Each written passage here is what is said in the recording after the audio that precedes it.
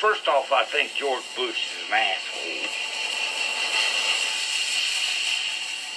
You know, you can't make art on a guy that's kind of like a straight line. How can you make art out of a straight line?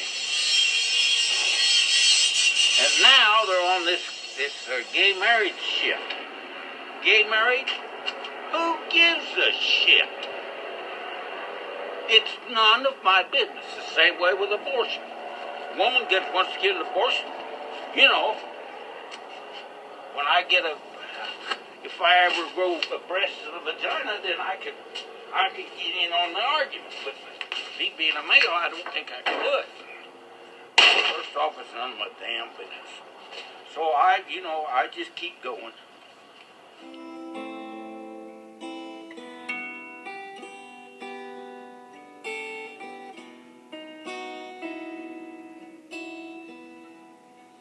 Tornadoes blow.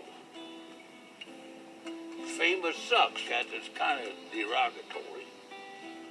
They've taken over. We don't have any control whatsoever. None.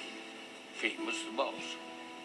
They're going to make it a green city with a brook running through it. Can you imagine a brook in Greensburg, Kansas? I mean, get real. Who in the hell is smoking dope?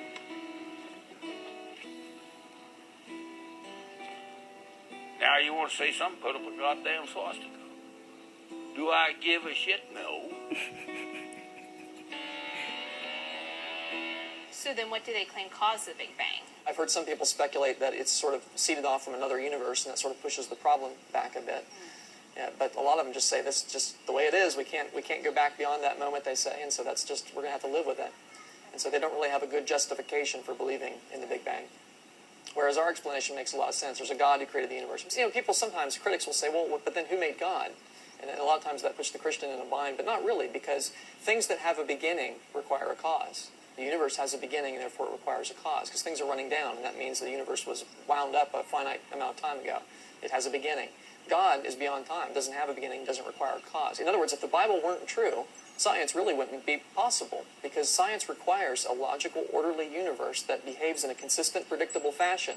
Otherwise, science would be impossible, right? And yet, if the universe were just an accident, the byproduct of a Big Bang, why would it obey laws, for example?